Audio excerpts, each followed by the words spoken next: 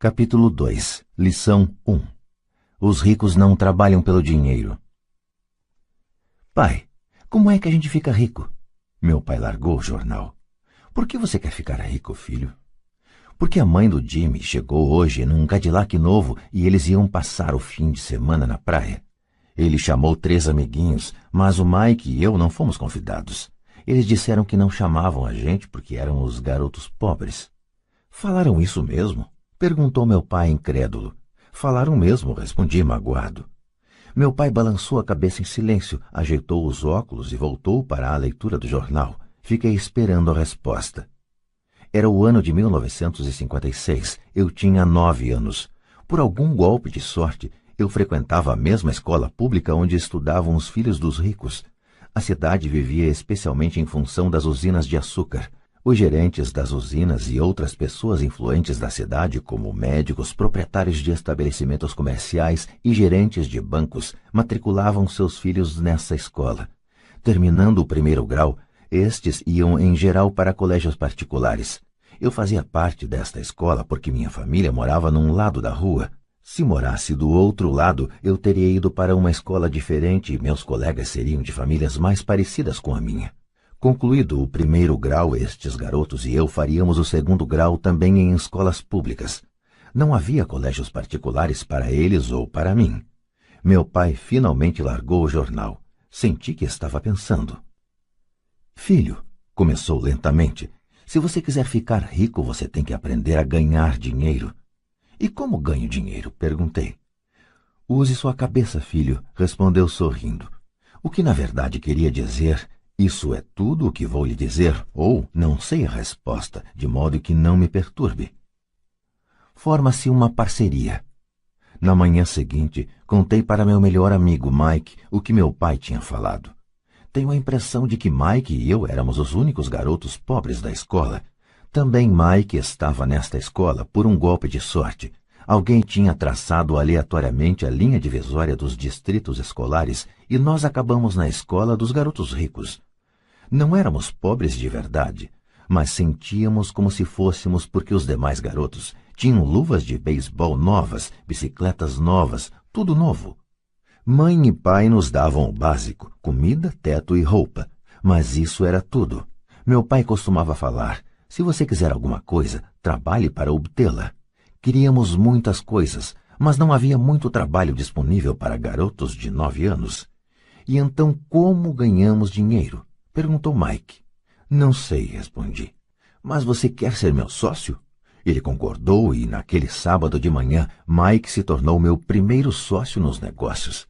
Gastamos toda a manhã imaginando formas de ganhar dinheiro. De vez em quando falávamos dos caras legais que estavam se divertindo na casa de praia de Jimmy. Sentíamos uma certa mágoa, mas era uma mágoa boa, pois nos inspirou a ficar pensando em como ganhar dinheiro. Finalmente, nessa tarde, um lampejo surgiu em nossas mentes. Era uma ideia que Mike havia tirado de um livro de ciências que lera. Empolgados, demos um aperto de mão e a sociedade agora tinha um objetivo. Durante as semanas seguintes, Mike e eu percorremos a vizinhança pedindo aos vizinhos que guardassem para nós os tubos vazios de pasta de dentes. Intrigados, muitos adultos concordavam sorrindo. Alguns perguntavam o que estávamos fazendo. Respondíamos, não dá para contar, é um segredo de negócios. Conforme as semanas passavam, mamãe ficava nervosa. Tínhamos escolhido um lugar perto da máquina de lavar roupas para estocar nossa matéria-prima. Numa caixa de papelão que contivera vidros de molho de tomate, acumulava-se nossa pilha de tubos de pasta de dentes usados. Finalmente, mamãe deu uma bronca. Não aguentava mais ver aquele monte de tubos espremidos na maior confusão. O que vocês estão fazendo, garotos? Perguntou. E não me venham novamente com a desculpa de que é um segredo de negócios. Deem um jeito nessa bagunça ou jogo tudo fora. Mike e eu argumentamos, explicamos que em breve teríamos o suficiente para começar a produção. Dissemos que estávamos esperando que alguns vizinhos acabassem de usar suas pastas para que pudéssemos recolher os tubos. Mamãe nos deu 1 semana de prazo. Antecipamos a data do início da produção. A pressão aumentava. Minha primeira sociedade já estava sendo ameaçada por uma notificação de despejo do nosso armazém, feita por minha própria mãe. Mike se encarregou de apressar o consumo das pastas, informando que os dentistas recomendavam a escovação mais frequente dos dentes. Comecei a instalar a linha de produção. Um dia meu pai chegou em casa com um amigo para mostrar como os garotos operavam a linha de produção a todo vapor perto da garagem. Por todo o lugar havia uma fina poeira branca. Numa mesa comprida se alinhavam embalagens de leite trazidas da escola e no forno japonês da família as brasas do carvão brilhavam gerando o máximo de calor. Papai caminhava com cuidado, o carro fora estacionado próximo ao portão da rua porque a linha de produção estava na frente da porta da garagem. Quando ele e seu amigo se aproximaram, viram uma vasilha de aço em cima das brasas e dentro dela os tubos de pasta de dentes derretiam. Naquela época não havia tubos de pasta de dentes de plástico, eles eram de chumbo. Por isso, depois que a pintura queimava, os tubos dentro da vasilha derretiam até ficarem líquidos. Com a ajuda do pegador de panela da mamãe, nós despejávamos o chumbo derretido através de um pequeno furo nas embalagens de leite, que estavam recheadas de gesso. O pó branco do gesso, que ainda não fora misturado à água, estava por toda parte. Com a pressa tínhamos derrubado o saco de gesso e parecia que toda a área fora atingida por uma nevasca. As embalagens de leite vazias serviam para fazer moldes de gesso. Meu pai e seu amigo nos observavam enquanto vertíamos o chumbo derretido num pequeno buraco no topo de um cubo de gesso. Cuidado, disse meu pai. Fiz que sim com a cabeça sem olhar para cima. Quando terminei de colocar o chumbo derretido, larguei a vasilha e sorri para meu pai. O que vocês estão fazendo? Perguntou com um sorriso cauteloso. Estamos fazendo o que você me mandou fazer. Estamos nos tornando ricos, respondi. Somos sócios, disse Mike, sorrindo e balançando a cabeça. E o que há nesses moldes de gesso? Perguntou papai. Veja, falei, esta vai ser uma boa fornada. Com um pequeno martelo, bati no selo que dividia o cubo em dois. Com cuidado, puxei a parte de cima do molde de gesso e uma moedinha de chumbo caiu. Minha nossa, falou papai, vocês estão cunhando moedinhas de chumbo? Certo, falou Mike. Estamos fazendo o que o senhor disse, estamos fazendo dinheiro. Em inglês, usa-se a mesma expressão para significar fazer e ganhar dinheiro, make money. O amigo de meu pai se virou e caiu na gargalhada. Meu pai sorriu e balançou a cabeça. À sua frente estavam, além do fogo e da caixa de tubos de pasta de dentes vazios, dois garotos cobertos por uma poeira branca rindo de orelha a orelha. Meu pai pediu que largássemos tudo e nos sentássemos com ele no degrau da frente de casa. Sorrindo, nos explicou carinhosamente o que significava a palavra falsificação. Nossos sonhos estavam desfeitos. Você quer dizer que isto é ilegal? Perguntou Mike com um soluço na voz. Deixe eles, disse o amigo de meu pai. Eles podem estar desenvolvendo um talento natural. Meu pai olhou para ele furioso. Sim, é ilegal, falou o papai calmamente. Mas vocês demonstraram muita criatividade e ideias originais. Continuem, estou orgulhoso de vocês. Desapontados, Mike e eu ficamos sentados uns 20 minutos antes de começarmos a arrumar a bagunça. O negócio fora encerrado no próprio dia da inauguração. Varrendo a poeira, olhei para Mike e falei. Acho que Jimmy e os amigos dele estavam certos. Somos pobres. Quando falei isso, meu pai já estava saindo. Garotos, falou, vocês só serão pobres se desistirem. O mais importante é que fizeram alguma coisa. Muitas pessoas falam e sonham em ficar ricas. Vocês fizeram alguma coisa. Estou muito orgulhoso de vocês. Repito, continuem, não desistam. Mike e eu ficamos quietos, calados. Eram palavras simpáticas, mas nós ainda não sabíamos o que fazer. Então por que você não é rico, papai? Perguntei. Porque resolvi ser professor. Os professores não estão muito preocupados em ficar ricos. Nós gostamos de ensinar. Gostaria de poder ajudar vocês, mas na verdade não sei como ganhar dinheiro. Mike e eu voltamos à arrumação. Falou meu pai, se vocês querem aprender como enriquecer, não perguntem para mim. Falem com seu pai, Mike. Meu pai? Perguntou Mike, surpreso. Sim, seu pai, repetiu papai com um sorriso. Seu pai e eu temos conta no mesmo banco e o gerente está encantado com seu pai. Ele me disse várias vezes que seu pai é brilhante quando se trata de ganhar dinheiro. Meu pai? Repetiu Mike incrédulo. Então por que não temos uma casa bonita, um carrão como os garotos ricos da escola?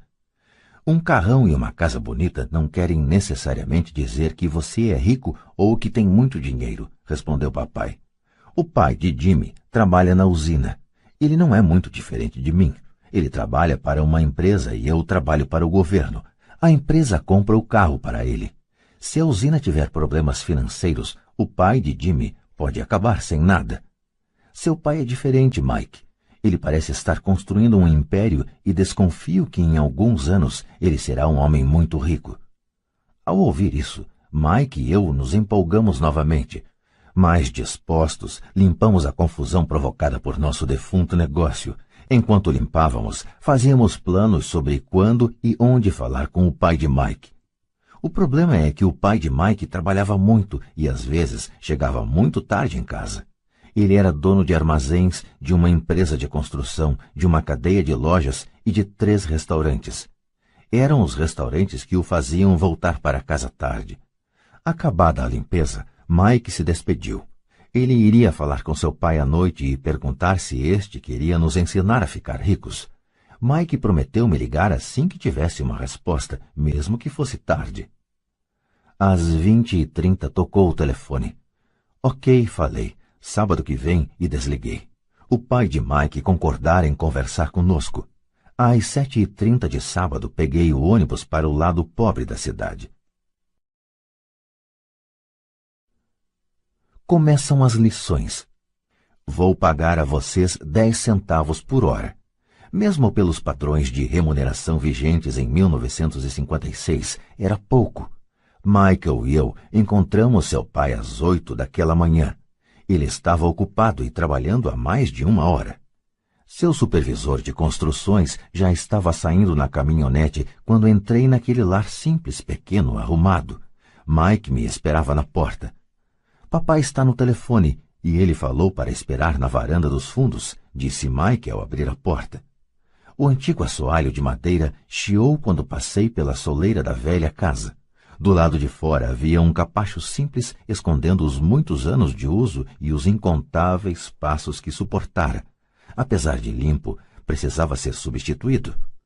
Quando entrei na sala estreita, senti claustrofobia. O cômodo estava mobiliado com móveis que hoje seriam objeto de colecionadores. 2 mulheres estavam sentadas no sofá, eram um pouco mais velhas do que a minha mãe. Em frente às mulheres estava um homem em trajes de trabalhador. Ele vestia calça e camisa caques, bem passados mas não engomados, e calçava botas de trabalho bem engraxadas. Deveria ser uns 10 anos mais velho que papai. Diria que tinha uns 45 anos. Eles sorriram quando Mike e eu passamos em direção à cozinha, de onde se saía para um pátio nos fundos. Timidamente devolvi o sorriso. — Quem são eles? — perguntei. — Eles trabalham para papai. O mais velho dirige seus armazéns e as mulheres são gerentes dos restaurantes. E você já viu o supervisor das construções, que está trabalhando em um projeto rodoviário a uns 80 quilômetros daqui. O outro supervisor que cuida da construção das casas saiu antes de você chegar. — Isso acontece o tempo todo? — perguntei. — Nem sempre, mas muitas vezes, disse Mike sorrindo enquanto puxava uma cadeira para sentar perto de mim. Perguntei ao papai se ele vai nos ensinar a ganhar dinheiro, disse Mike. E o que ele respondeu? Perguntei com cautelosa curiosidade. Bom, primeiro me encarou com uma expressão engraçada e então falou que iria nos fazer uma oferta. Oh, respondi balançando a cadeira para trás em direção à parede. A cadeira em que sentava se sustentava nos pés de trás. Mike fazia o mesmo. — Você sabe o que ele vai nos oferecer? Perguntei. — Não, mas a gente já vai descobrir. De repente, o pai de Mike passou pela porta de tela e pisou no alpendre. Mike e eu pulamos, ficando em pé não por respeito, mas pelo susto que levamos. — Prontos, garotos? — perguntou o pai de Mike, puxando uma cadeira para sentar perto de nós. Fizemos que sim com a cabeça e aproximamos as cadeiras. Ele era um homem grande, com cerca de 1,80 m e 100 quilos. Meu pai era mais alto, pesava mais ou menos o mesmo e era 5 anos mais velho que o pai de Mike. Eles eram de certo modo parecidos, embora de origens étnicas diferentes. Talvez tivessem energias semelhantes. Mike falou que você quer aprender a ganhar dinheiro. É isso mesmo, Robert? Rapidamente assenti com a cabeça, não sem uma pequena sensação de intimidação. Senti muito poder por trás de suas palavras e de seu sorriso. Muito bem, eis a minha oferta. Vou ensinar a vocês, mas não como em uma sala de aula. Vocês trabalham para mim, eu ensino a vocês. Vocês não trabalham para mim, eu não ensino a vocês. Posso ensinar mais rápido se trabalharem e não fico perdendo tempo se só ficarem sentados escutando, como fazem na escola. Esta é minha oferta, é pegar ou largar. Posso fazer uma pergunta antes, falei. Não, é pegar ou largar. Tenho trabalho demais para perder tempo. De qualquer modo, se você não puder se decidir logo, não vai aprender nunca a ganhar dinheiro. As oportunidades vêm e vão. Ser capaz de tomar decisões rápidas é uma habilidade importante. Você tem a oportunidade que pediu. As aulas começam em 10 segundos, respondeu o pai de Mike com um sorriso incentivador. Topo, respondi. Topo, respondeu Mike. Bom, falou o pai de Mike. A senhora Martin vai chegar daqui a 10 minutos. Depois que eu conversar com ela, vocês a acompanham até minha lojinha e já podem começar. Vou lhes pagar 10 centavos por hora e vocês terão que trabalhar 3 horas todo sábado. Mas hoje tem o jogo de beisebol, falei. O pai de Mike abaixou a voz e falou com seriedade. É pegar ou largar, disse. Topo, respondi, decidindo trabalhar em lugar de jogar beisebol. 30 centavos depois. Às 9 de uma bela manhã de sábado, Mike e eu estávamos trabalhando para a senhora Martin. Ela era uma mulher bondosa e paciente. Sempre dizia que eu e Mike a lembrávamos de seus 2 filhos, que já estavam crescidos e não moravam com ela. Apesar de bondosa, ela acreditava no trabalho árduo e nos fazia trabalhar. Era uma chefe rigorosa. Passávamos 3 horas pegando latas das prateleiras e espanando-as para depois recolocá-las no lugar. Era uma tarefa incrivelmente monótona. O pai de Mike, que eu chamo de meu pai rico, era dono de 9 dessas lojinhas com amplos estacionamentos. Eram as primeiras versões das lojas de conveniência. Nesses pequenos armazéns de bairro, as pessoas compravam artigos como leite, pão, manteiga e cigarros. O problema é que no Havaí, e isto aconteceu antes do ar-condicionado, não se podia fechar a porta das lojas por causa de calor. Nestas havia 2 amplas portas que davam para a rua e para o estacionamento. Cada vez que um carro passava ou estacionava, levantava poeira que se acumulava nas prateleiras. Portanto, tínhamos um emprego que duraria enquanto não houvesse ar-condicionado. Durante 3 semanas, Mike e eu comparecemos aos sábados à loja da senhora Martin e trabalhamos durante 3 horas. Ao meio-dia, terminava nosso trabalho e ela nos dava 3 pratinhas de 10 centavos. Mas nem aos 9 anos, em meados da década de 1950, 30 centavos eram algo muito empolgante. Na época, um gibi custava 10 centavos, de modo que, em geral, eu gastava meu dinheiro com revistas em quadrinhos e voltava para casa. Na quarta-feira da 4ª semana, eu já estava a fim de largar. Tinha concordado em trabalhar só porque eu queria aprender a ganhar dinheiro com o pai do Mike, mas agora era um escravo por 10 centavos a hora. E ainda por cima, não tinha voltado a ver o pai do Mike desde aquele sábado. Desisto, falei para Mike na hora do almoço. O almoço da escola era horrível. A escola era monótona e agora já nem podia esperar pelos sábados. Mas o que estava me perturbando eram os 30 centavos. Desta vez Mike sorriu. De que é que você está rindo? Perguntei zangado e frustrado. Papai falou que isso ia acontecer. Ele disse para você procurá-lo quando estivesse a fim de largar. O quê? Disse indignado. Ele está esperando que eu fique saturado? Por aí, falou Mike. O papai é meio diferente. Ele ensina de modo diferente do seu pai. Seu pai e sua mãe falam muito. Meu pai é tranquilo e caladão. Espere até sábado. Vou falar para ele que você está a fim de largar. Você está dizendo que eu fui enrolado? Não, não é isso, mas pode ser. Papai vai explicar no sábado. Fazendo fila no sábado. Estava pronto e preparado para enfrentá-lo. Até meu pai de verdade estava furioso com ele. Meu verdadeiro pai, aquele que chamo de pai pobre, pensou que meu pai rico estava infringindo a legislação sobre trabalho de menores e deveria ser investigado. Meu instruído pai pobre me falou que eu deveria exigir o que merecia, pelo menos 25 centavos por hora. Falou ainda que se não conseguisse o aumento deveria me demitir imediatamente. De qualquer maneira, você não precisa dessa droga de emprego, falou meu pai pobre indignado. Às 8 da manhã de sábado, eu estava entrando pela velha porta da casa de Mike. Sente e espere na fila, falou o pai de Mike quando entrei. Ele então se virou e foi para o pequeno escritório que ficava junto de um quarto de dormir. Olhei em volta e não vi Mike em lugar algum. Achando tudo meio esquisito, sentei perto daquelas duas mulheres, as mesmas que lá estavam 3 semanas antes. Elas sorriram e me deram um lugar no sofá. Passaram-se 45 minutos e eu estava possesso. As duas mulheres já tinham falado com ele e saído há meia hora. Um senhor mais velho ficou lá 20 minutos e foi embora. A casa estava vazia e eu sentado na sala antiquada, escura numa bela manhã do Havaí, esperando para falar com um avarento explorador de menores. Podia ouvi-lo se movimentando no escritório, falando ao telefone e me ignorando. Queria sair dali, mas por alguma razão fiquei. Finalmente, 15 minutos depois, exatamente às 9, o pai rico apareceu sem dizer palavra e me fez sinal com a mão para entrar no modesto escritório. Parece que você está querendo um aumento ou vai largar, falou o pai rico rodando a cadeira giratória. Bem, o senhor não está cumprindo sua parte do acordo, falei quase em prantos. Para um garoto de 9 anos era de fato apavorante confrontar um adulto. O senhor falou que se eu trabalhasse para o senhor ia me ensinar. Eu trabalhei, dei duro, larguei meus jogos de beisebol para trabalhar, e o senhor não cumpriu sua palavra. Não me ensinou nada. O senhor é um desonesto, como todo mundo fala. O senhor é ganancioso. O senhor só quer todo o dinheiro e não se preocupa com seus empregados. O senhor me deixou esperando e não me respeita. Eu sou apenas um garoto e mereço ser tratado melhor. De sua cadeira giratória, as mãos no queixo, o pai rico me fitava. Parecia que estava me estudando. Nada mal, falou. Em menos de um mês você já se parece com a maioria dos meus empregados. O quê? Exclamei.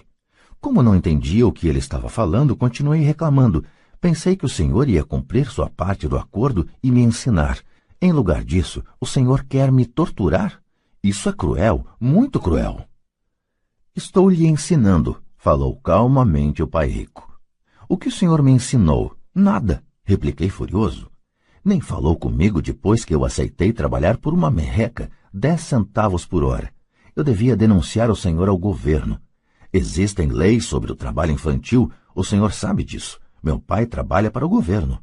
Uau, disse pai rico.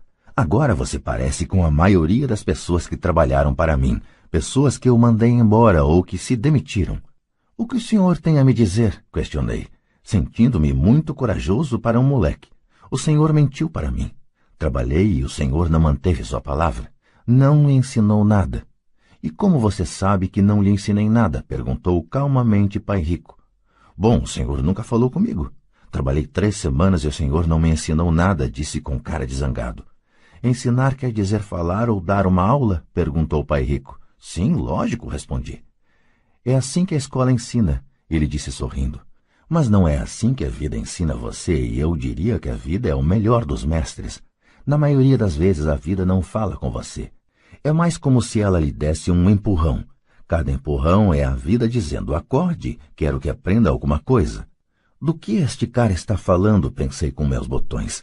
A vida me empurrando era a vida falando comigo. Agora tinha certeza que deveria largar o emprego. Eu estava falando com alguém que não regulava bem.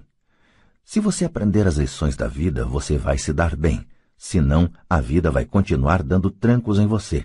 Alguns apenas deixam a vida continuar batendo neles. Outros ficam zangados e batem de volta. Mas eles batem no patrão ou no emprego, no marido ou na mulher. Eles não sabem que é a vida que está batendo. Eu não tinha a menor ideia do que ele estava falando. A vida bate em todos nós. Alguns desistem, outros lutam. Alguns aprendem a lição e seguem em frente. Eles recebem satisfeitos os trancos da vida. Para estes, isto quer dizer que precisam e querem aprender alguma coisa. Eles aprendem e prosseguem em frente. A maioria desiste e uns poucos, como você, lutam. Pai rico ficou em pé e fechou a velha janela de madeira que precisava de conserto. Continuou. Se você aprender esta lição, você se tornará um jovem sábio, rico e feliz. Se você não aprender, passará a vida culpando um emprego, um baixo salário ou seu chefe pelos seus problemas. Passará sua vida esperando por um golpe de sorte que resolva seus problemas de dinheiro. Pai Rico olhou para mim a fim de verificar se eu ainda estava ouvindo. Seus olhos encontraram os meus. Estabeleceu-se uma comunicação entre nossos olhares. Finalmente me afastei ao perceber que tinha assimilado esta última mensagem. Sabia que ele estava certo. Eu o estava culpando e eu tinha pedido para aprender. Eu estava lutando. Pai Rico continuou. Se for o tipo de pessoa que não tem garra, desistirá toda vez que a vida bater em você. Se for uma pessoa assim, passará sua vida buscando segurança, fazendo as coisas certas, esperando por algo que nunca vai acontecer. E então morrerá como um velho rabugento. Terá um monte de amigos que gostam de você, porque é um cara trabalhador. Você passa a vida na rotina fazendo as coisas certas, mas a verdade é que a vida o leva à submissão. No fundo, você tem pavor de se arriscar. Queria, na verdade, vencer, mas o medo de perder é maior do que o entusiasmo da vitória.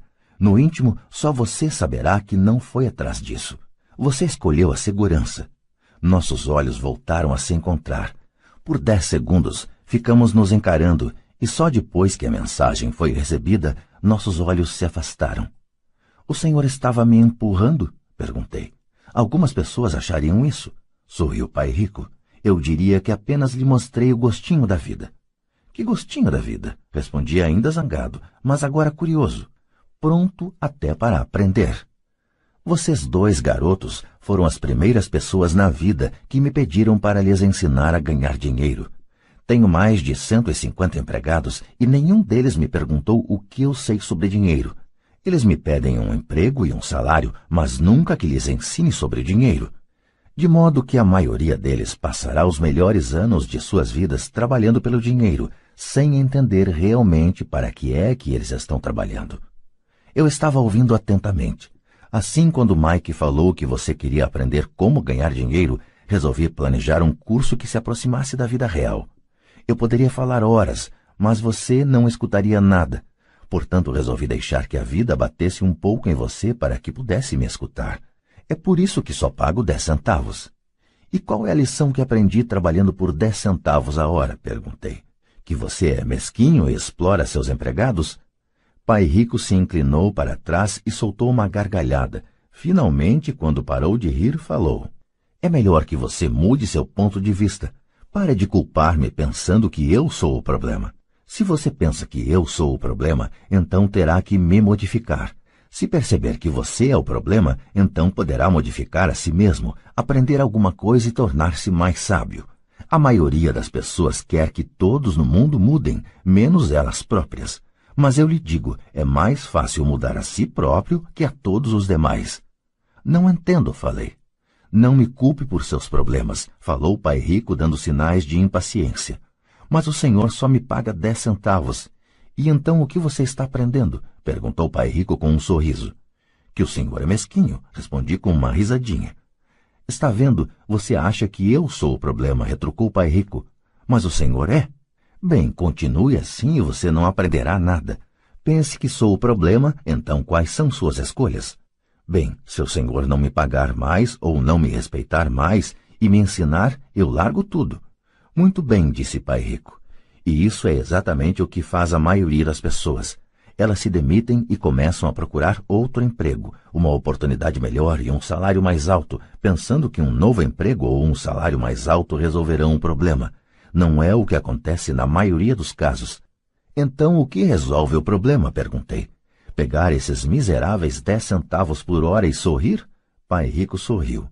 Isso é o que fazem as outras pessoas.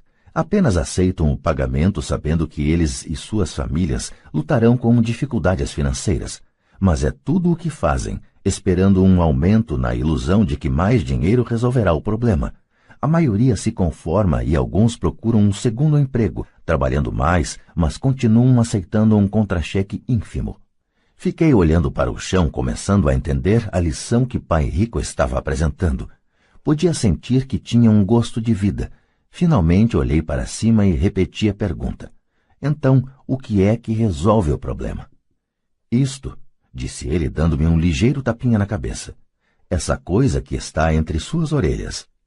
Foi nesse momento que Pai Rico me mostrou o ponto de vista central que o separava de seus empregados e de meu pai pobre, e que mais tarde o levou a tornar-se um dos homens mais ricos do Havaí, enquanto meu pai, muito instruído, mas pobre, lutou com problemas financeiros durante toda a sua vida. Era um ponto de vista singular que faz toda a diferença durante uma vida inteira. Pai Rico repetia de vez em quando esse ponto de vista que eu chamo a lição 1. Os pobres e a classe média trabalham pelo dinheiro, os ricos fazem o dinheiro trabalhar para eles. Naquela bela manhã de sábado, eu estava aprendendo um ponto de vista diferente daquele que meu pai pobre me ensinara. Aos 9 anos de idade, eu percebia que ambos os pais queriam que eu aprendesse. Ambos me incentivavam a estudar, mas não as mesmas coisas. Meu pai, muito instruído, recomendava que fizesse o que ele fizera. Filho, quero que você estude muito, que tenha boas notas, para que você possa conseguir um bom emprego, seguro, em uma grande empresa, que lhe traga grandes benefícios. Meu pai rico queria que eu aprendesse como funciona o dinheiro para que eu pudesse colocá-lo a trabalhar para mim. Essas lições eu aprenderia ao longo da vida, sob sua orientação e não na sala de aula. Meu pai rico continuou a primeira lição. Fico contente em ver que você se enfureceu por trabalhar por 10 centavos a hora. Se não tivesse se zangado e tivesse aceitado isso satisfeito, teria que lhe dizer que não poderia ensinar nada. Veja, aprender de verdade exige energia, paixão e um desejo ardente. A raiva é uma grande parte desta fórmula, pois a paixão é uma combinação de raiva e amor. No caso do dinheiro, a maioria das pessoas prefere não arriscar e se sentir seguras, ou seja, não são conduzidas pela paixão, são conduzidas pelo medo. É por isso que elas aceitam um emprego com salário baixo? Perguntei. Sim, respondeu Pai Rico. Algumas pessoas dizem que eu exploro os empregados porque não pago tanto quanto a usina de açúcar ou o governo. Eu digo que as pessoas se exploram a elas mesmas. O medo é delas, não meu. Mas o senhor não acha que deveria pagar mais para elas? Indaguei. Não tenho que fazê-lo. E além disso, mais dinheiro não vai resolver o problema. Veja seu pai. Ele ganha bastante dinheiro e ainda assim não dá conta das despesas.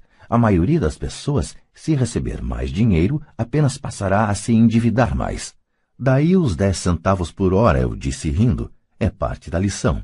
Certo, sorriu Pai Rico. Você vê, seu pai estudou muito de modo que conseguiu um salário alto, mas ele ainda tem problemas financeiros porque nunca aprendeu nada sobre dinheiro na escola. E ainda por cima, ele acredita em trabalhar pelo dinheiro. E o senhor não acredita? Perguntei. Não, de verdade não, disse Pai Rico. Se você quiser aprender a trabalhar pelo dinheiro, então fique na escola. É um bom lugar para aprender isso. Mas se você quer aprender como fazer o dinheiro trabalhar para você, então vou lhe ensinar como fazer. Mas só se você quiser aprender. E todo mundo não quer aprender isso? Indaguei.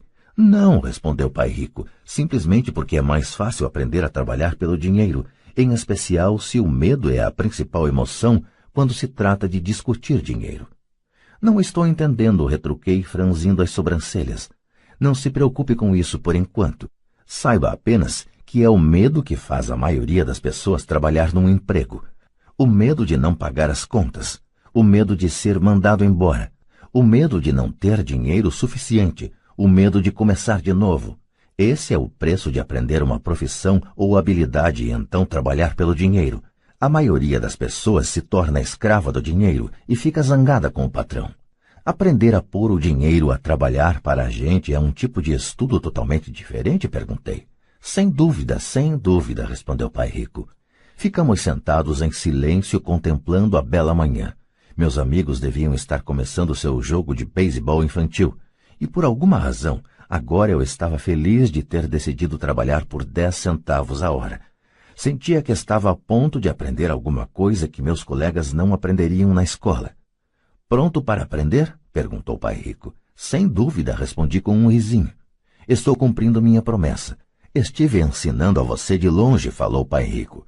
Aos 9 anos de idade, você teve um gostinho do que é trabalhar pelo dinheiro. Multiplique seu mês passado por 15 anos e você terá uma ideia do que muitas pessoas passam a vida fazendo. Não entendo, falei. Como você se sentiu esperando na fila para falar comigo? Uma vez para ser contratado e outra para pedir um aumento. Péssimo, disse. Quando se opta por trabalhar pelo dinheiro, essa é a vida que levam muitas pessoas, disse Pai Rico. E como se sentiu quando a senhora Martin pôs na sua mão 30 centavos por 3 horas de trabalho? Achei que não era suficiente, parecia que não valia nada. Fiquei desapontado, respondi. É assim que a maioria dos empregados se sente quando recebe seus contra-cheques, especialmente com todos os descontos de impostos e outros itens. Pelo menos você recebeu 100%. O senhor está dizendo que a maioria dos empregados não recebe tudo? Perguntei espantado. Claro que não, disse Pai Rico. O governo sempre tira sua parte antes. E como é que ele faz? Perguntei. Impostos, disse Pai Rico. Você paga impostos quando ganha. Você paga impostos quando gasta. Você paga impostos quando poupa. Você paga impostos quando morre. Por que é que as pessoas deixam que o governo faça isso com elas? Os ricos não deixam, disse Pai Rico com um sorriso. Os pobres e a classe média deixam. Aposto que ganho mais que seu pai e, contudo, ele paga mais impostos. E como pode ser? Perguntei. Aos 9 anos de idade, isso não fazia sentido para mim. Por que alguém deixaria o governo fazer isso com ele? Pai Rico ficou sentado em silêncio. Acho que ele queria que eu ouvisse em lugar de ficar falando besteira. Finalmente me acalmei. Não tinha gostado do que ouvira.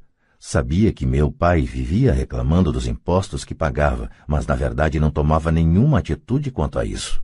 A vida estaria batendo nele? Pai Rico se balançava em sua cadeira tranquilamente enquanto olhava para mim. Pronto para aprender? Perguntou. Fiz que sim com a cabeça lentamente. Como já falei, há muito a aprender. E aprender como se faz o dinheiro trabalhar para a gente é estudo para uma vida inteira. A maioria das pessoas fica 4 anos numa faculdade e aí termina os estudos. Eu sei que meu estudo sobre o dinheiro vai continuar por toda a minha vida, simplesmente porque quanto mais sei, mais descubro que tenho que aprender ainda. As pessoas em geral nunca estudam um assunto. Trabalha-se, recebe-se o salário, conferem-se os canhotos do talão de cheques e isso é tudo. E ainda se espantam porque têm problemas de dinheiro. Então pensam que mais dinheiro vai resolver a situação. Poucos percebem que lhes falta instrução financeira. Então papai tem dificuldade com os impostos porque ele não entende de dinheiro? Perguntei confuso. Olha, disse Pai Rico, os impostos são apenas uma pequena parte do aprendizado para fazer o dinheiro trabalhar para você. Hoje eu só queria descobrir se você ainda tem a paixão de aprender sobre dinheiro. A maioria das pessoas não tem. Elas querem ir para a escola, aprender uma profissão, divertir-se no trabalho e ganhar rios de dinheiro. Um dia acordam com sérios problemas financeiros e então não podem parar de trabalhar. Esse é o preço de só saber como trabalhar pelo dinheiro em lugar de estudar para saber como pôr o dinheiro a trabalhar para você. E então, você continua apaixonado por aprender? Perguntou Pai Rico. Acenei afirmativamente com a cabeça. Bom, disse Pai Rico. Agora de volta ao trabalho. Desta vez não vou lhe pagar nada. O que? Perguntei espantado. Você ouviu, nada. Trabalhará as mesmas 3 horas no sábado, mas desta vez não receberá os 10 centavos por hora. Você disse que queria aprender a não trabalhar pelo dinheiro. Sendo assim, não vou pagar nada. Eu não podia acreditar no que estava ouvindo. Já conversei sobre isso com Mike. Ele já está trabalhando, tirando a poeira e arrumando as latas para mim. Melhor você se apressar e correr para lá. Não é justo, gritei. O senhor tem que pagar alguma coisa. Você disse que queria aprender. Se não aprender isso agora, será como aquelas 2 mulheres e o homem que estavam sentados na minha sala. Trabalham pelo dinheiro e esperam que eu não os mande embora. Ou como seu pai, ganhando rios de dinheiro apenas para ficar endividado até o pescoço e esperando que mais dinheiro resolva o problema. Se for isso o que você quer, então volte para aqueles 10 centavos a hora. Ou você pode ainda fazer aquilo que muitas pessoas acabam fazendo, reclamar que o salário não é suficiente, demitir-se e procurar outro emprego. Que é que eu faço? Perguntei. Pai Rico deu um tapinha em minha cabeça. Use isto, falou. Se você usar bem, logo estará me agradecendo por ter lhe dado uma oportunidade de se tornar um homem rico. Fiquei parado, sem acreditar que eu estivesse embarcando nessa canoa. Queria conseguir um aumento e acabei sendo convencido a trabalhar de graça. Pai Rico voltou a dar um tapinha na minha cabeça e disse: use isto, agora fora daqui, de volta ao trabalho. Lição 1. Os ricos não trabalham pelo dinheiro. Não contei para meu pai pobre que não estava mais sendo pago. Ele não teria entendido e eu não queria tentar explicar algo que eu próprio ainda não estava entendendo. Durante 3 semanas, Mike e eu trabalhamos 3 horas todo sábado sem ganhar nada. O trabalho não me preocupava e a rotina se tornou mais fácil. O que me deixava danado era perder os jogos de beisebol e não poder comprar os gibis. Na 3ª semana, por volta do meio-dia, apareceu o Pai Rico. Ouvimos seu caminhão chegar ao estacionamento e fazer um barulhão quando o motor foi desligado. Ele entrou na loja e cumprimentou a senhora Martin com um abraço. Depois de verificar como a loja estava indo, ele abriu o freezer dos sorvetes, pegou 2 picolés, pagou e chamou a mim e a Mike. Vamos dar uma voltinha, moçada. Atravessamos a rua e fomos para um amplo gramado onde alguns adultos estavam jogando beisebol. Sentado em uma mesa de piquenique afastada, ele deu os picolés para mim e para o Mike. Como as coisas estão indo, garotos? Ok, respondeu Mike. Concordei com ele. Aprenderam alguma coisa? Perguntou o Pai Rico. Mike e eu olhamos um para o outro, levantamos os ombros e balançamos a cabeça em uníssono, evitando uma das maiores armadilhas da vida. Bom, garotos, precisam começar a pensar. Vocês estão observando uma das maiores lições de vida. Se aprenderem a lição, terão uma vida de grande liberdade e segurança. Se não aprenderem, acabarão como a senhora Martin e a maioria das pessoas que jogam beisebol aqui no parque. Elas trabalham muito por um salário baixo, agarrando-se à ilusão da segurança no emprego, esperando pelas 3 semanas de férias anuais e pela reduzida aposentadoria depois de 45 anos de trabalho. Se isso os empolga, vou dar-lhes um aumento para 25 centavos a hora. Mas estas pessoas são boas e trabalhadoras. Por que o senhor está debochando delas? Indaguei. Pai Rico abriu um sorriso. A senhora Martin é como uma mãe para mim. Nunca seria tão cruel. Pode parecer que estou sendo desalmado porque estou tentando chamar a atenção de vocês dois para um fato que a maioria das pessoas não consegue ter a felicidade de enxergar. Graças a uma visão muito estreita, as pessoas não percebem em que armadilha caíram. Mike e eu ficamos sentados sem captar totalmente a mensagem. Ele parecia cruel, contudo sentíamos que ele desejava desesperadamente que percebêssemos algo. Sorrindo, o Pai Rico continuou. Não estão gostando desses 25 centavos a hora? O coração de vocês não bate um pouquinho mais rápido? Fiz um não com a cabeça, mas na realidade meu coração batia mais rápido. Para mim, 25 centavos a hora representava uma fortuna. Ok, vou pagar $1 a hora, prosseguiu o Pai Rico com um sorriso malicioso. Agora meu coração acelerou de verdade. Meu cérebro gritava, topa, topa. Eu não podia acreditar no que estava ouvindo. Ainda assim fiquei calado. Ok, $2 a hora. Meu pequeno cérebro e meu pequeno coração de 9 anos quase explodiram. Afinal, estávamos em 1956 e receber $2 a hora teria me tornado o garoto mais rico do mundo. Não me podia imaginar ganhando esse dinheiro todo. Eu queria dizer sim. Eu queria fechar o negócio. E podia ver a bicicleta nova, a luva de beisebol nova e a adoração de meus colegas quando eu mostrasse algum dinheiro. E ainda por cima, Jimmy e seus amigos ricos nunca poderiam voltar a me chamar de pobre, mas consegui me manter em silêncio. Quem sabe tivesse torrado os miolos e queimado um fusível, mas no fundo do coração eu queria loucamente esses $2 a hora. O sorvete estava se derretendo e escorregando pela minha mão. As formigas se deliciavam com a pasta melada de baunilha e chocolate. Pai Rico olhava para 2 garotos que o olhavam de volta embasbacados. Ele sabia que estava nos testando e ele sabia que parte de nossas emoções queria topar a parada. Sabia que todo ser humano tem uma parte fraca e necessitada de suas almas que pode ser comprada. E sabia que todo ser humano também tinha uma parte da alma que era forte e que jamais se deixaria comprar. A questão era saber qual prevaleceria. Ele tinha testado milhares de almas ao longo de sua vida. Ele testava almas toda vez que entrevistava um candidato a emprego. Ok, $5 a hora. De repente fez-se um silêncio dentro de mim. Alguma coisa tinha mudado. A oferta era grande demais e se tornara ridícula. Nem muitos adultos ganhavam $5 por hora em 1956. A tentação se esvaiu e a calma se instalou. Lentamente me virei para a esquerda para olhar Mike. Ele devolveu meu olhar. A parte de minha alma que era fraca e necessitada estava silenciada. A parte que não se vendia estava à frente. Então uma calma e uma certeza sobre o dinheiro invadiram meu cérebro e minha alma. Sabia que Mike também chegara a esse ponto. Muito bem, disse Pai Rico suavemente.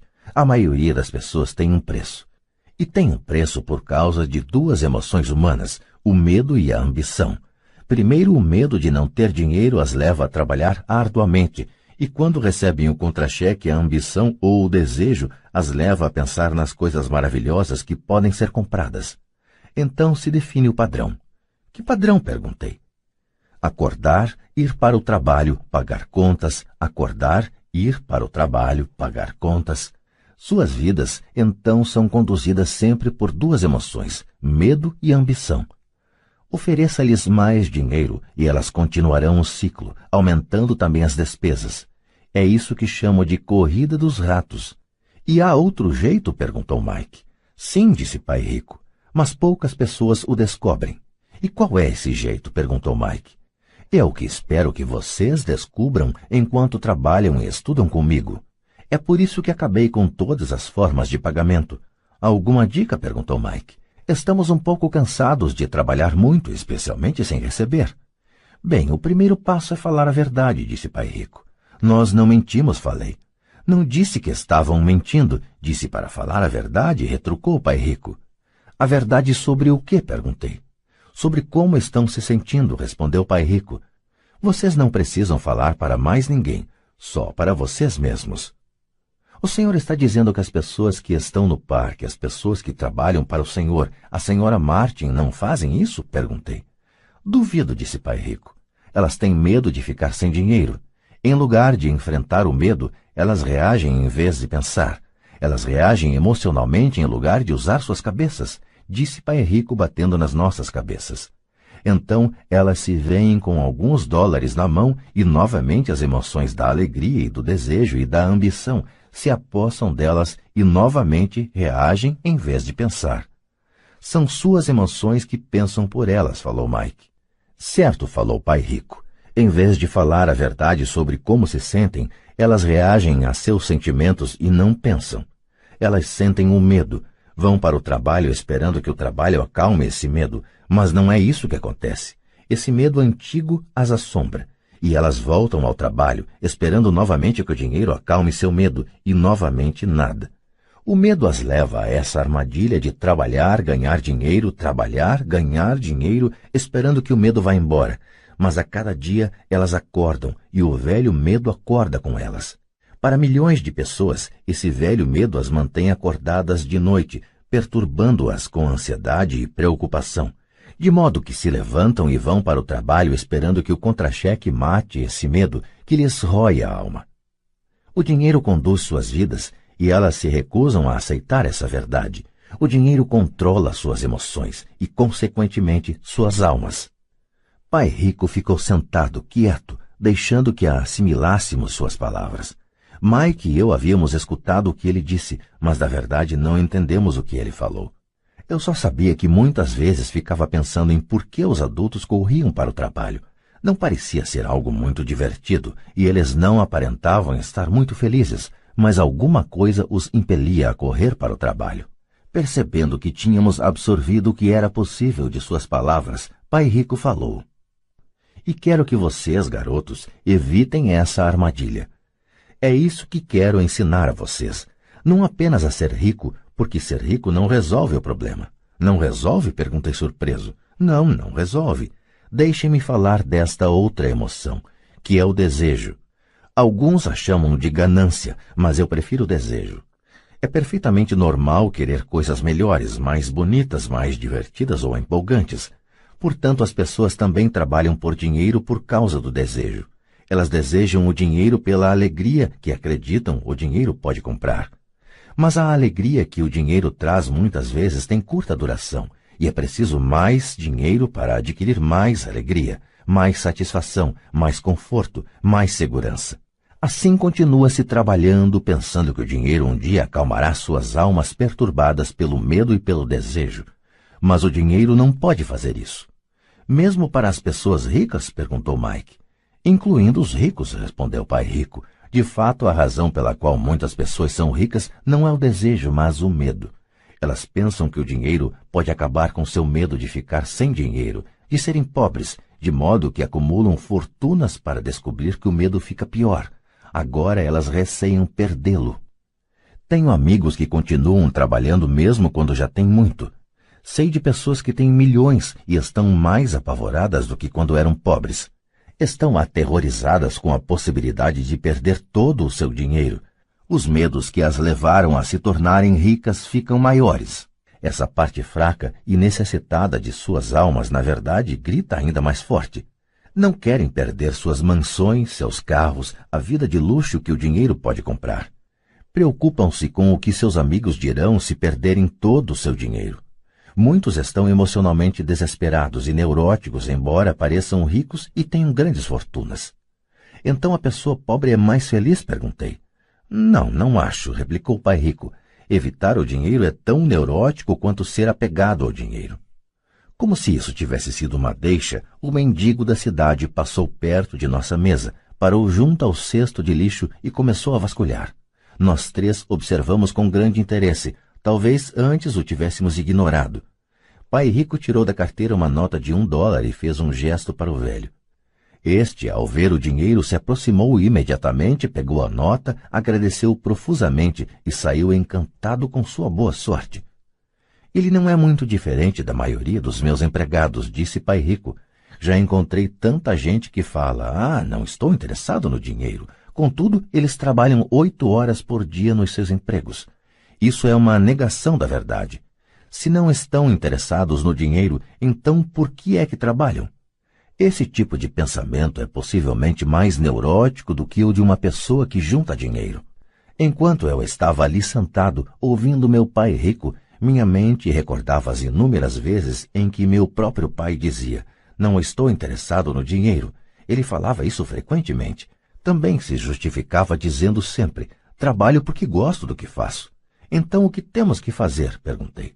Não trabalhar pelo dinheiro até perder todos os resquícios de medo e ganância? Não, isso seria uma perda de tempo, falou o pai rico. As emoções são o que nos torna humanos. Elas nos tornam reais. A palavra emoção representa energia em movimento. Seja sincero ao respeito de suas emoções e use sua mente e suas emoções a seu favor, não contra você. Nossa, exclamou Mike.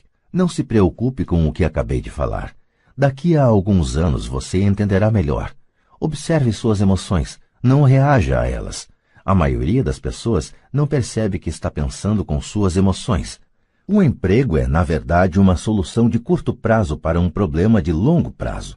Mas meu pai sempre fala, vá para a escola, tire notas boas para que possa conseguir um emprego bom e seguro, disse eu, um pouco confuso. Sim, entendo o que ele diz, afirmou o pai rico sorrindo. A maioria das pessoas aconselha isso e costuma considerar uma boa ideia. Mas, em geral, é o medo que leva as pessoas a dar esse conselho. O senhor quer dizer que meu pai fala isso porque tem medo? Sim, respondeu o pai rico. Seu pai está apavorado com a possibilidade de você não ser capaz de ganhar dinheiro e enquadrar-se na sociedade. Não me entenda mal. Ele o ama e quer o melhor para seu filho. E eu acho que seu receio se justifica. Instrução e emprego são coisas importantes, mas elas não resolvem a questão do medo.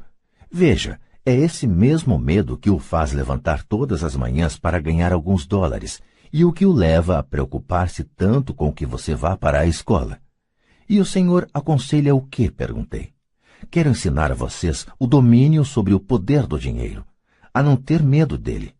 E isso não é ensinado na escola. Se não aprenderem isso, se tornarão escravos do dinheiro. Começava finalmente a fazer sentido. Ele queria abrir nossos horizontes, mostrar-nos o que a senhora Martin não via, o que seus empregados não viam, ou, por falar nisso, o que meu pai não via. Naquele dia minha visão se ampliou e comecei a vislumbrar a armadilha que aguardava tanta gente. Vejam, em última análise, somos todos empregados. Só que trabalhamos em níveis diferentes, disse Pai Rico. Eu só quero que vocês tenham a chance de escapar da armadilha. A armadilha criada por essas duas emoções, o medo e o desejo. Usem-nas a seu favor, não contra. Isso é o que quero ensinar a vocês. Não estou interessado em ensinar apenas a ganhar rios de dinheiro. Isso não vai cuidar do medo e do desejo.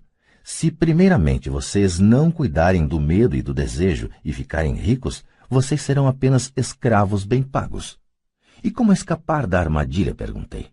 A causa principal da pobreza ou das dificuldades financeiras está no medo e na ignorância, não na economia, ou no governo, ou nos ricos. É o medo que instalamos em nós mesmos e a ignorância que mantém as pessoas presas na armadilha. Então vocês, garotos, vão para a escola e se formem. Eu lhes ensinarei como não cair na armadilha. As peças do quebra-cabeça começavam a se encaixar. Meu pai instruído tinha ótima formação e uma ótima carreira, mas a escola nunca lhe tinha dito como lidar com o dinheiro ou com seus medos. Tornava-se claro que eu poderia aprender coisas diferentes e importantes com dois pais. O Senhor está falando do medo de não ter dinheiro. Como o desejo por dinheiro afeta nosso pensamento? Perguntou Mike. Como você se sentiu quando eu tentei com um aumento no pagamento? Você notou que seu desejo crescia? Balançamos a cabeça afirmativamente. Ao não ceder às suas emoções, vocês foram capazes de adiar suas reações e pensar. Isso é o mais importante. Sempre sentiremos emoções de medo e ambição. Daqui para frente, o mais importante será que vocês usem essas emoções a seu favor e a longo prazo e não apenas deixem que elas os conduzam e controlem seus pensamentos. A maioria das pessoas usam medo e a ambição contra si mesmas. Isso é o começo da ignorância. Grande parte das pessoas passa a vida atrás de contra-cheques, aumentos salariais e segurança no emprego por causa dessas emoções de desejo e medo, sem se questionar realmente para onde esses pensamentos conduzidos pela emoção as estão levando. É como a história do burro que movimenta o carro enquanto seu dono fica balançando uma cenoura à frente de seu nariz. O dono do burro pode estar indo aonde deseja ir, mas o burro está correndo atrás de uma ilusão. Amanhã só haverá outra cenoura para o burro. O Senhor quer dizer que no momento em que eu imaginei a nova luva de beisebol, os doces e os brinquedos, isso era como a cenoura para o burro? Perguntou Mike. Isso mesmo. E quando você crescer, os brinquedos serão mais caros. Um carro novo, uma lancha e uma casa grande para impressionar seus amigos, disse Pai Rico com um sorriso. O medo empurra para fora da porta e o desejo o atrai, fazendo com que vocês vão de encontro ao rochedo. Esta é a armadilha. E qual é a resposta? Perguntou Mike. O que aumenta o medo e o desejo é a ignorância. É por isso que as pessoas ricas com muito dinheiro muitas vezes têm mais medo à medida que ficam mais ricas. O dinheiro é a cenoura, a ilusão. Se o burro pudesse entender todo o contexto, ele poderia pensar duas vezes antes de sair correndo atrás da cenoura. Pai Rico passou a explicar que a vida humana é uma luta entre a ignorância e o esclarecimento. Explicou que ao deixarmos de buscar informação e conhecimento sobre nós mesmos, instala-se a ignorância. A luta é uma decisão feita momento a momento, de aprender a abrir ou fechar a própria mente. Veja, a escola é muito, muito importante. Vocês vão à escola para aprender uma habilidade ou uma profissão e poder se tornar um membro útil da sociedade. Cada cultura necessita de professores, médicos, artistas, cozinheiros, homens de negócios, policiais, bombeiros, soldados. A escola os treina de modo que nossa cultura possa florescer, disse Pai Rico. Infelizmente, para muita gente, a escola é o fim e não o início. Fez-se um longo silêncio. Pai Rico sorria. Não entendi tudo o que ele disse naquele dia, mas como ocorre com a maioria dos grandes mestres cujas palavras continuam repercutindo por muitos anos, muitas vezes, até depois que se foram, suas palavras estão comigo até hoje. Hoje me mostrei um pouco cruel, disse Pai Rico. Cruel por um motivo. Queria que vocês sempre se lembrassem desta conversa. Quero que pensem sempre na senhora Martin. Quero que pensem sempre no burro. Não esqueçam nunca por que as duas emoções, medo e desejo, podem levá-los à maior armadilha da vida, se não tiverem consciência de que elas estão controlando seu pensamento. Passar a vida com medo, não explorando jamais seus sonhos, é cruel. Trabalhar arduamente por dinheiro, pensando que este comprará aquilo que lhes trará felicidade, é também cruel. Acordar no meio da noite apavorado com as contas a pagar é uma forma de vida horrível. Viver uma vida determinada pelo montante de seu contra-cheque não é realmente viver. Pensar que um emprego os fará sentir-se seguros é mentir para vocês mesmos. É cruel e é a armadilha que quero que evitem, se possível. Vi como o dinheiro conduz a vida das pessoas. Não deixem que isso aconteça com vocês. Por favor, não deixem o dinheiro dominar suas vidas. Uma bola de beisebol rolou para nossa mesa. Pai Rico a pegou e a lançou de volta. O que a ignorância tem a ver com a ambição e o medo? Perguntei. É a ignorância sobre o dinheiro que causa tanta ambição e tanto medo, disse Pai Rico. Vou dar alguns exemplos. Um médico querendo mais dinheiro para sustentar melhor sua família aumenta o preço de suas consultas. Isso prejudica principalmente os mais pobres, de modo que estes têm saúde pior do que aqueles que têm dinheiro. E continuou. Como os médicos aumentam suas consultas, os advogados também aumentam sua remuneração. Como a remuneração dos advogados aumentou, os professores querem um aumento, o que provoca um aumento dos impostos e assim por diante. Logo, logo a disparidade entre ricos e pobres será tão grande que surgirá o caos e outra civilização entrará em colapso. As grandes civilizações entraram em colapso porque a distância entre os que têm e os que não têm era grande demais. Os Estados Unidos estão seguindo o mesmo caminho, provando mais uma vez que a história se repete, porque não aprendemos com ela. Só decoramos mecanicamente datas e nomes e não a lição. E os preços não aumentam? Perguntei. Não numa sociedade instruída, com um bom governo. Os preços, na verdade, deveriam cair. Naturalmente, isso às vezes só é verdadeiro na teoria. Os preços sobem devido ao medo e à ambição gerados pela ignorância. Se as escolas ensinassem as pessoas sobre o dinheiro, haveria mais dinheiro e preços mais baixos, mas as escolas estão preocupadas em ensinar as pessoas a trabalhar pelo dinheiro e não a controlar o poder do dinheiro. Mas não existem faculdades de administração? Perguntou Mike. O senhor não está incentivando que eu vá fazer meu mestrado em uma faculdade de administração? Sim, falou Pai Rico, mas na maioria das vezes as faculdades de administração treinam empregados que são profissionais sofisticados. Que os céus não permitam que um contador domine uma empresa. Tudo o que eles fazem é olhar para os números, demitir gente e aniquilar o negócio. Sei disso porque contrato contadores.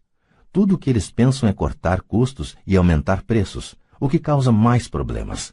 A contabilidade é importante. Gostaria que mais gente a conhecesse, mas ao mesmo tempo ela não mostra tudo, acrescentou o Pai Rico furioso. Há uma solução? Perguntou Mike. Sim, disse Pai Rico. Aprenda a usar suas emoções para pensar e não pensar com suas emoções. Quando vocês, garotos, dominaram suas emoções, concordando em trabalhar de graça para mim, eu sabia que havia esperança. Quando novamente vocês resistiram às suas emoções quando os tentei com mais dinheiro, vocês estavam novamente aprendendo a pensar em vez de se renderem às emoções. Este é o primeiro passo. Por que esse primeiro passo é tão importante? Perguntei. Isso vocês terão de descobrir. Quero que vocês aprendam. Vou levá-los pelo caminho dos espinhos. É um lugar que quase todos evitam. Vou levá-los a esse lugar aonde a maioria das pessoas tem medo de ir. Se forem comigo, abandonarão a ideia de trabalhar por dinheiro e aprenderão a fazer o dinheiro trabalhar para vocês. E o que recebemos se formos com o Senhor? O que acontecerá se concordarmos em aprender com o Senhor? O que obteremos? Perguntei. O mesmo que Irmão Coelho obteve, disse Pai Rico, libertação da boneca de piche. Referências a personagens de uma conhecida história infantil passada no sul dos Estados Unidos, Uncle Remus, 1881, de Joel C. Harris. Com base nela, Disney criou em 1946 o filme A Canção do Sul. A boneca de piche é usada pela raposa como isca para pegar e livrar-se de seu inimigo, o coelho. Há um caminho de espinhos? Perguntei. Sim, assentiu Pai Rico. O caminho de espinhos é nosso medo e nossa ambição. A saída está em pôr de lado o medo e confrontar nossa ambição, nossas fraquezas, nossa carência. E a saída também está na mente, na escolha de nossos pensamentos. Escolher nossos pensamentos? Perguntou Mike intrigado. Sim, escolher o que pensamos em lugar de reagir a nossas emoções, em lugar de levantar da cama e ir para o trabalho para resolver os problemas, porque estamos assombrados pelo medo de não ter dinheiro para pagar nossas contas. O pensamento o levaria a dedicar tempo a colocar-se a si mesmo a pergunta: trabalhar com mais afinco seria a melhor solução para este problema? A maioria das pessoas está tão apavorada por não encarar a verdade, o medo está controlando-as, que não pode pensar e assim corre para sair de casa. A boneca de piche está no controle. Isto é o que quero dizer quando falo em escolher os pensamentos. E como fazemos isso? Perguntou Mike. Isso é o que vou ensinar a vocês. Vou lhes ensinar como escolher seus pensamentos, em lugar de reagir apavorados tomando café da manhã afobadamente e disparando porta fora. Lembrem-se do que disse antes, um emprego é apenas uma solução de curto prazo para um problema de longo prazo. A maioria das pessoas só tem um problema em mente, e é de curto prazo. São as contas do fim do mês, a boneca de piche. O dinheiro passa a conduzir suas vidas, ou melhor dizendo, o medo e a ignorância em relação ao dinheiro. Da mesma forma que faziam seus pais, elas acordam toda manhã e vão trabalhar por dinheiro. Não tem tempo de se perguntar se há outra maneira. Suas emoções estão no controle do seu pensamento, não a razão. O senhor pode distinguir o pensar com as emoções do pensar com a cabeça? Perguntou Mike. Sim, eu ouço isso o tempo todo, respondeu o pai rico. Ouço coisas como bem, todo mundo tem que trabalhar, ou os ricos são desonestos, ou vou procurar outro emprego, mereço esse aumento, eles não vão me passar para trás. Ou gosto deste emprego porque ele é seguro. Em lugar de perguntas como o que é que eu estou perdendo aqui, o que interromperia o pensamento emocional e daria tempo de pensar com clareza. Devo admitir que estava recebendo uma grande lição. Saber quando alguém estava falando a partir de suas emoções ou de um pensamento claro. Era uma lição que me prestou bons serviços a vida toda, especialmente quando era eu que estava falando a partir de uma reação e não de um pensamento claro. Enquanto caminhávamos de volta à loja, Pai Rico explicou que os ricos realmente faziam dinheiro. Eles não trabalhavam por ele. Ele continuou explicando que quando Mike e eu estávamos cunhando pratinhas de 5 centavos com o chumbo, pensando que estávamos fazendo dinheiro, nós estávamos pensando quase como os ricos. O problema é que nós estávamos praticando um ato ilegal. Era legal quando o governo e os bancos faziam isso, mas não quando nós o fazíamos. Ele explicou que havia formas legais de fazer dinheiro e formas ilegais. Pai Rico continuou explicando que os ricos sabiam que o dinheiro era uma ilusão, como a cenoura para o burro. É em virtude do medo e da ambição que milhões de pessoas aceitam a ilusão de que o dinheiro é real. O dinheiro é uma ficção. Somente a ilusão de confiança e a ignorância das massas permitem que o castelo de cartas fique em pé. De fato, disse ele, de várias maneiras a cenoura do burro é mais valiosa do que o dinheiro. Ele falou do padrão ouro que vigorava nos Estados Unidos e que, na verdade, cada nota de dólar era um certificado de prata. O que o preocupava é que algum dia o país pudesse abandonar o padrão ouro e os dólares deixassem de ser certificado de prata. O que aconteceria, garotos, seria uma grande confusão. Os pobres, a classe média e os ignorantes teriam suas vidas arruinadas simplesmente porque continuariam acreditando que o dinheiro é real e que a empresa para a qual trabalham ou o governo cuidaria deles. Naquele dia não entendemos do que ele estava falando, mas com o correr dos anos isso passou a fazer cada vez mais sentido. Vendo o que os outros não veem. Ao entrar em sua caminhonete, no estacionamento da pequena loja de conveniência, ele disse: continuem trabalhando, garotos, mas quanto mais cedo vocês se esquecerem de que precisam de um contra-cheque, mais fácil se tornará sua vida adulta. Continuem usando seu cérebro, trabalhem de graça e logo sua mente lhes mostrará formas de ganhar muito mais dinheiro do que eu poderia lhes pagar. Vocês verão o que outras pessoas nunca percebem. Oportunidades que estão à frente de seu nariz. A maioria jamais enxerga essas oportunidades porque estão atrás de dinheiro e segurança, e é isso que elas recebem. No momento em que vislumbrarem uma oportunidade, vocês a reconhecerão pelo resto de suas vidas. Quando conseguirem isso, vou lhes ensinar outra coisa. Aprendam essa lição e evitarão uma das maiores armadilhas da vida. Vocês não tocarão, nunca, jamais, nessa boneca de peixe. A boneca de peixe da história é totalmente pegajosa, daí a dificuldade de se livrar dela e dos problemas que ela provoca. Mike e eu pegamos nossas coisas na loja e nos despedimos da Sra. Martin. Voltamos ao parque, ao mesmo banco da área de piquenique, e passamos várias horas pensando e conversando. Passamos a semana seguinte na escola, pensando e conversando. Durante outras 2 semanas, pensamos, conversamos e trabalhamos de graça. No fim do segundo sábado, estava eu outra vez me despedindo da Sra. Martin e atirando um olhar sonhador para a estante das revistas em quadrinhos. O duro de não ganhar nem mesmo 30 centavos aos sábados era que eu não tinha dinheiro para comprar gibis.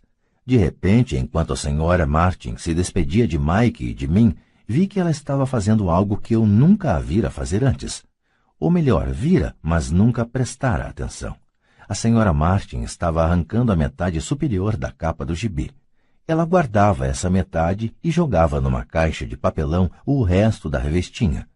Quando perguntei o que estava fazendo com as revistinhas, ela falou: "Estou jogando fora.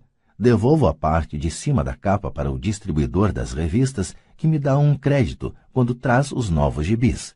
Ele vai chegar daqui a 1 hora. Mike e eu esperamos 1 hora.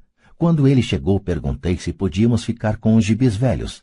Ele respondeu: "Vocês podem ficar se vocês trabalharem nesta loja e não os revenderem." Nossa parceria ressuscitou. A mãe de Mike tinha um quarto vazio no porão da casa. Nós o limpamos e começamos a empilhar ali centenas de gibis. Em pouco tempo, nossa biblioteca de gibis estava aberta ao público. Contratamos a irmã caçula de Mike, que adorava estudar para ser bibliotecária. Ela cobrava de cada criança um ingresso de 10 centavos e a biblioteca permanecia aberta depois das aulas, das 14h30 às 16h30, todos os dias. Os frequentadores, as crianças da vizinhança, podiam ler quantos gibis conseguissem nessas 2 horas. Era uma pechincha, pois cada gibi custava 10 centavos e podiam-se ler 5 ou 6 nessas 2 horas. A irmã de Mike controlava a saída da garotada para assegurar-se de que ninguém estivesse levando uma revista emprestada. Ela também controlava os livros, registrava quantas crianças compareciam diariamente, quem eram elas e os comentários que faziam. Recebia $1 por semana e deixávamos que lesse de graça quantos gibis desejasse, o que ela fazia raramente porque estava sempre estudando. Mike e eu mantivemos o acordo de trabalhar todo sábado na loja e arrecadávamos os gibis descartados. Mantivemos nosso acordo com o distribuidor, pois não revendíamos nenhum gibi. Quando eles ficavam muito rasgados, os queimávamos. Tentamos abrir uma filial, mas nunca encontramos alguém tão dedicado e confiável quanto a irmã do Mike para cuidar dela. Nessa idade precoce, descobrimos como era difícil conseguir bons funcionários. 3 meses depois da inauguração da biblioteca, houve uma briga na sala. Alguns garotos de outro bairro a invadiram e começaram a confusão. O pai de Mike sugeriu que fechássemos o negócio. Nossa biblioteca deixou de existir e paramos de trabalhar aos sábados na loja de conveniência. De qualquer forma, Pai Rico estava entusiasmado e queria nos ensinar mais. Ele estava feliz porque tivemos muito êxito na primeira lição. Aprendemos a fazer o dinheiro trabalhar para nós. Como não tínhamos recebido pagamento pelo trabalho na loja, forçamos nossa imaginação identificando uma oportunidade de ganhar dinheiro. Ao começar nosso próprio negócio, a biblioteca de gibis, estávamos controlando nossas próprias finanças e não dependendo de um empregador. A melhor parte é que nosso negócio rendia dinheiro para nós, mesmo que nós não estivéssemos fisicamente presentes. Nosso dinheiro trabalhava para nós. Em lugar de nos pagar em dinheiro, Pai Rico tinha nos dado muito mais.